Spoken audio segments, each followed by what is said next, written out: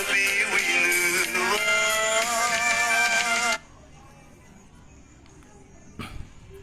းလုံးမင်္ဂလာပါကြောက်ကိုဒီမကြီးဟိုဘက်ပြေးရဘန်းအောင်လို့ဒီဘက်ပြေးကိုပြန်အောင်လာတာပြေးကြဘန်းလဲဘန်းပါလေဗျာတဲလေးလက်မလေးရှေးလေးတယောက်ချက်လေးညှိပေးကြပါဦးနော်ပြေးရဘန်းလို့ပါလက်မလေးတဲလေးရှေးလေးတယောက်ချက်ညှိပေးကြပါအဲ့တော့ဒီတစ်ပတ်ကတော့မွေးကနန်းတော့ဖြစ်တယ်ကျွန်တော်ပြပေးတဲ့ site ကတော့လာသွားတယ်ပေါ့နော်နည်းနောက်တော့နောက်ကြတယ်လာတယ်ပေါ့ဟိုပေးရဘန်းသွားလို့နော်ဖြူဖြူလေးကလင်နာဆိုင်ဆိုပေးရဘန်းသွားလို့ကွာကျွန်တော်ဒီပေးနဲ့ပြန်လွှင့်ပေးတာပါနော်ဒီပေးတွေကဘီုံတက်ဘူးဆိုတော့လေပေးတွေမကောင်းတာလည်းပါပါတယ်ပေးတွေဘန်းပြန်တာပဲအခုဘသူကဘလို့ဟိုဖြစ်တယ်မသိဘူးနောက်ပြီးတော့လေ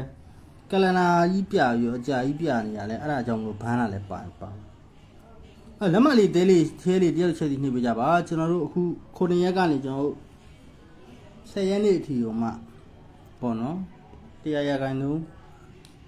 ဒါနိုင်ရရှိရမွေးကနန်း site ကလေးကိုကျွန်တော်ပြပေးပါမယ်နော်ကလင်နာ site ကလေးနဲ့တေချာကလင်နာ site ကြလေးပေါ့နော်အဲ့ဒါလေးပြပေးပါမယ်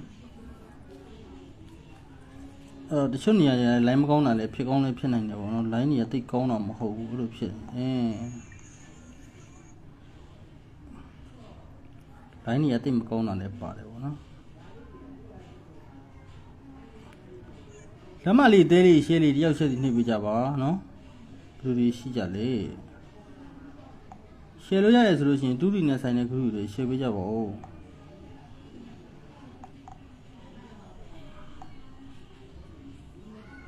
ကျွန်တော် like ကိုလေအကြာကြီးရတိတ်ပြီးတော့မလွှင့်ချင်ဘူးမီးရလည်းပြက်လာဖုန်းကလည်းမရှိဘူးပူကလည်းပူနေရဆိုတာအားကြောင့်လို့ပါဘယ်သူတွေရှိကြလဲ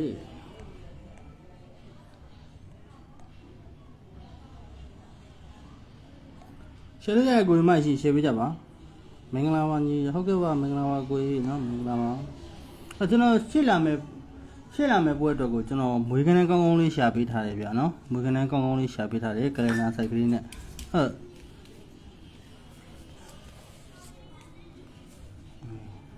ဟိုရှင်းလာမယ်ပွဲအတွက်ကိုမွေးကနန်းကောင်းကောင်းလေးရှာပေးထားပါတယ်ကျွန်တော်နောက်ပြီးပေးအပ်တဲ့လဲကျွန်တော်ပြန်ထွိုင်းမှုနော်ပေးအပ်တဲ့နဲ့လဲကျွန်တော်ပြန်ပြီးတော့ပေးတဲ့လေတစ်လုံးတော့ပြန်ထောင်ပြီးတော့လုံးမှ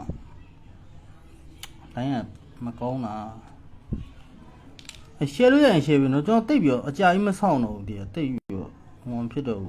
ဆောင်းနေကြားနေမီးရလည်းပြတ်တယ်ကျွန်တော်ဖုန်းကလည်းတိတ်မရှိဘူးကျွန်တော်တနေ့ကုန်အဲ့ဒါမီးပြတ်တော့ပူတယ်အပင်မခံပြီးကျွန်တော်ကိုဒီမှာဒီချိန်ဆိုမျောနေမှာပဲဆိုပြီးတော့ကျွန်တော်ရှာပြီးတော့တက်ပြပေးရလူတော်တိတ်မရှိဘူးနော်လူတော်တိတ်မရှိဘူးတဲ့တိတ်ပြီးမဆောင်းတော့ပါဘူးတော်တော့မယ်အဲ့တော့ကကျွန်တော်တို့ကဘာလဲဆိုတော့ကအခုပွဲက4ရက်ပဲဖွင့်နေပေါ့နော်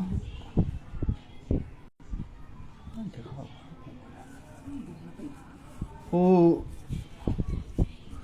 ဒီပွဲက4ရက်ပဲဖွင့်နေတောက်တနင်္လာနေ့မှာပိတ်ရရှိတယ်ပေါ့နော်အခုကြည့်နေကိုဒီမှာ share ရရင် share ပေးပါဦးနော်ကျွန်တော်ကလင်နာ site ကလေးနဲ့မွေးကနန်း site ကလေးပြပေးပါမယ်ကလင်နာဂျာလေးနဲ့ပေါ့နော်သုံးရှင်တော့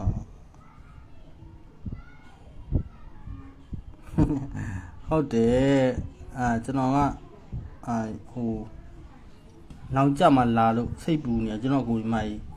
ဟိုလိုက်တော့လိုက်နိုင်မှာပါမလားဆိုဒါပေမဲ့ကျွန်တော်လိုက်လွှင့်လို့ရှိရင်ပေါ့နော်တပတ်စာ30ချက်နဲ့ကျွန်တော်လိုက်လွှင့်လို့ရှိရင်အများတန်းလို့ကြတာများပါတယ်နော်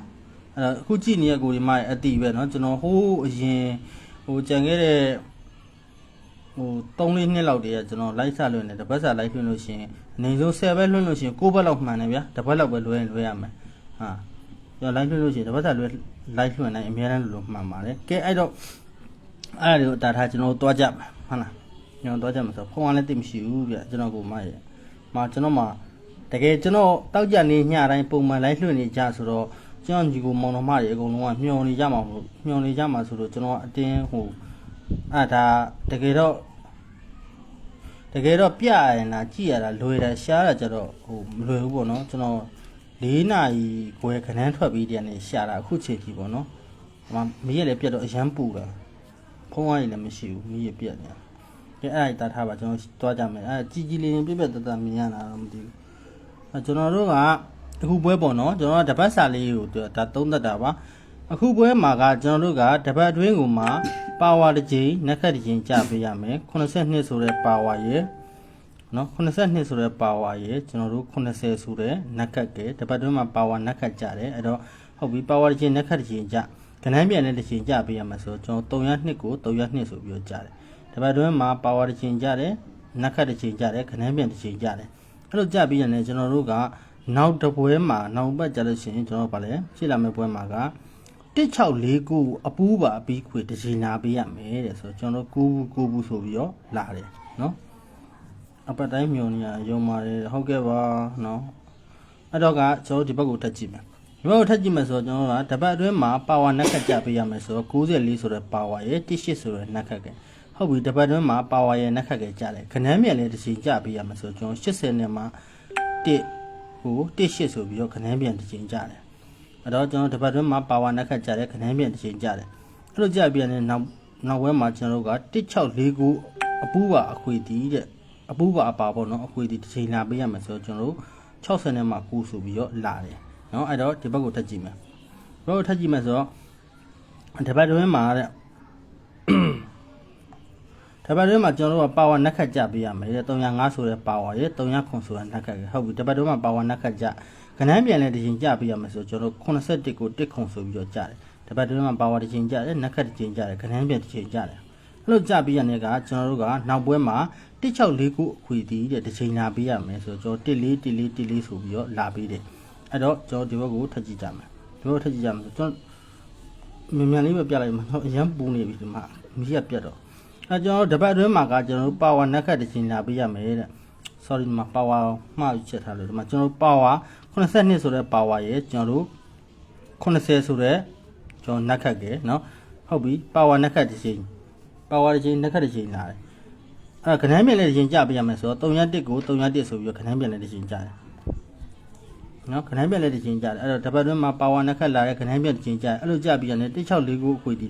1649အပူးပါအခွေပေါ့နော်အပူးပါအပါအခွေတီတစ်ချိန်လာပေးရမယ်ဆိုတော့ကျွန်တော်တို့4ဘူး91ဆိုပြီးတော့လာပေးတယ်နော်အဲ့တော့ဒီဘက်ကိုကျွန်တော်ထပ်ကြည့်ကြမယ်အခုပွဲပေါ့နော်ဩငါလှုပ်တိုင်းတလွဲကြီးဟာလာလေးနော်အဲ့မှာထွက်စင်ကနန်းတော့မရရသေးဘူးကလန်နာအစောကြီးရကျူပြီးတော့တွားဆွဲထားရတယ်အဲ့ဒါကြောင့်မလို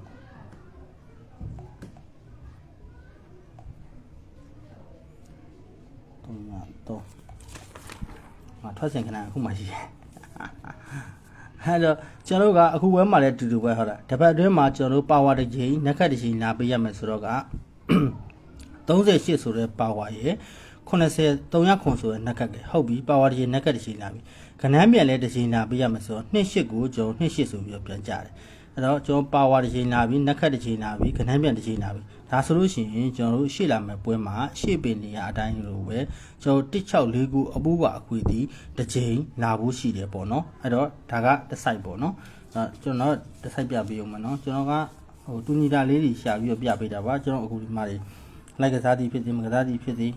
ကျွန်တော်ရစီခြင်းလို့ပါနော်ကျွန်တော်အပင်မခံတကယ်အပင်မခံပြီးရှာပေးထားတာပါကဲအဲ့ဆိုရှင်ကျွန်တော်တို့ကနောက်တစ်ဆိုင်ကိုထပ်ကြည့်ကြမယ်နောက်ဆိုင်ကိုထပ်ကြည့်ရမယ်ဆိုတော့တပတ်တွင်းမှာတဲ့ခဏန်းတစ်လုံးထဲကို9ချိန်ကြာမယ်ဆိုတော့ကျွန်တော်6ချိန်6ချိန်6 3ချိန်6 4ချိန်6 5ချိန်ကြာတယ်တပတ်တွင်းမှာခဏန်းတစ်လုံးထဲကိုလည်း9ချိန်ကြာတယ်9ချိန်ကြာပြီးရမယ်ဆိုတော့ကျွန်တော်9ချိန်ကြာပြီအဲ့တော့ခဏန်းမြန်တီလည်းတစ်ချိန်လာပေးရမယ်ဆိုတော့16ကို16လိုလာတယ်ဟုတ်ပြီတပတ်တွင်းမှာခဏန်းတစ်လုံးထဲကို9ချိန်ကြာခဏန်းမြန်တစ်ချိန်ကြာအဲ့လိုကြာပြီးရတယ်ကျွန်တော်နောက်ပွဲမှာ1649အပူးပါအခွေတီတစ်ချိန်လာပေးရမယ်ဆိုတော့9ဘူးဆိုပြီးတော့ကျွန်တော်တို့လာပေးတယ်အဲ့တော့ဒီဘက်ကိုထပ်ကြည့်ကြမယ်ဒီဘက်ကိုထပ်ကြည့်ကြမယ်ဆိုတော့ကကျွန်တော်တို့က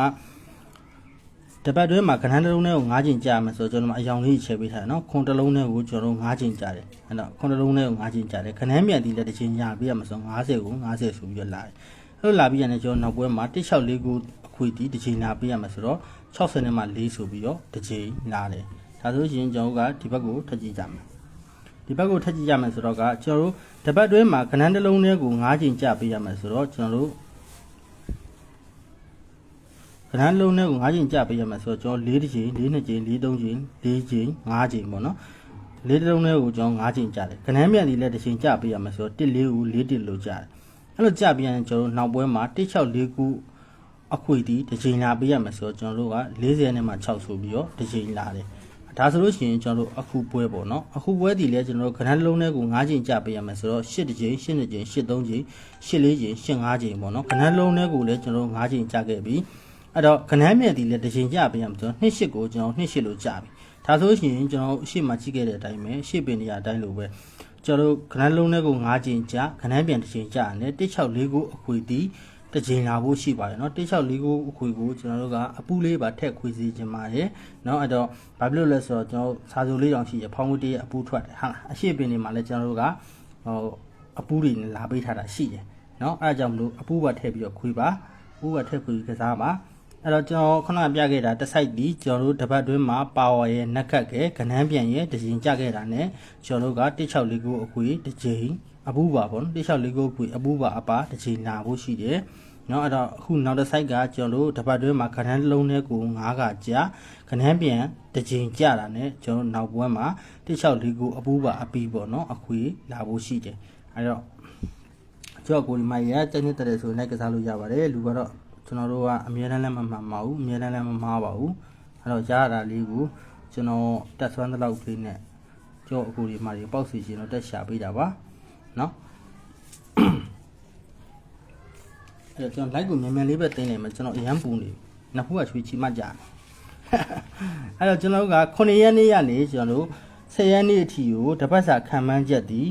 မွေးခွေပေါ့နော်1649အခွေရှိပါတယ်အဲ့တော့ကျွန်တော်ကအပေါ်မှာကကျွန်တော်တို့1649ခွေထားတယ်အောက်မှာအပူလေးပါထည့်ခွေပေးထားပါတယ်အဲ့တော့1649အပူပါထည့်ပြီးတော့ခွေပြီးကစားလို့ရပါတယ်အဲ့တော့နည်းရများတယ်လို့တော့မအောင်မနေပေါ့နော်တစ်ခွက်ကောင်းနှစ်ခွက်ကောင်းဆိုတူဒီကအကွက်100ရှိတယ်69ခွက်ကဒိုင်စားတဲ့ဘက်မှာပောက်ခွက်ကတစ်ခွက်က9ဘက်မှာအဲ့တော့တစ်ခွက်ကောင်းဆိုတာတော့ဟိုအကျဉ်တရားထိုးလို့တော့တစ်ချိန်မှန်ဖို့ကခင်းရပါတယ်အဲ့အကြောင်းလို့နည်းရများတယ်တော့မထားပါနဲ့ကိုယ့်ကိုကြည့်ပြီးကစားကြပါဒါကတပတ်စာစူဘူးလေးသဘောပေါ့နော်ကိုတက်နိုင်လောက်ကလေးနဲ့အခုသဘောတရား100ဘူးကနေစလိုက်မယ်200ဘူး200ဘူးကနေ300ဘူး400ဘူးအဲ့လိုစာထိုးလေးနဲ့လိုက်သွားလို့တကယ်လို့အဲ့ကဏ္ဍနဲ့ကြက်ခဲ့လို့ရှိရင်ကျွန်တော်အခုဒီမှာတွေအမြတ်ရတယ်ပေါ့နော်အဲ့ကျွန်တော်ပြတာဒီလေအများတန်းလူပြတိုင်းလူလည်းမှန်နေပါတယ်နော်အဲ့တော့မင်္ဂလာညချမ်းပါနဲ့ဟုတ်ကဲ့ပါမင်္ဂလာပါနော်ကျွန်တော်ဒီပေးရနေပြန်လိုက်ထွင်ပေးရဟိုပေးရဘန်းဝါလို့နော်ဖွေးဖွေးလေးကလန်စိုက်ပေးရဘန်းဝါလို့ပါအဲ့တော့ကျွန်တော်တို့ကရှေ့လာမယ့်ပွဲမှာကျွန်တော်1649အပူပါအခွေတစ်ချိန်ရှိပါတယ်เนาะအဲ့တော့အဖွဲ့ဝင်ရက်ကိုဒီမှာ9ရက်တစ်ပတ်စာလုံး2000ပါ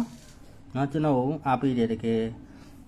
စပိုတင်းပေးတယ်ဆိုအဖွဲ့လာဝင်လို့ရပါတယ်အခုချန်နေစပြီးတော့ဗောနော်စနေတနင်္ဂနွေနေ့တနင်္ဂနွေနေ့ထိတနင်္လာနေ့မနေ့ထိလက်ခံပေးရဗောနော်9ရက်တစ်ပတ်စာလုံး2000ပါအားလုံးပဲဖိုင်းမိုင်မှာကျွန်တော် like and share လေးနဲ့ကူညီပေးကြပါဖိုင်းမိုင်မှာ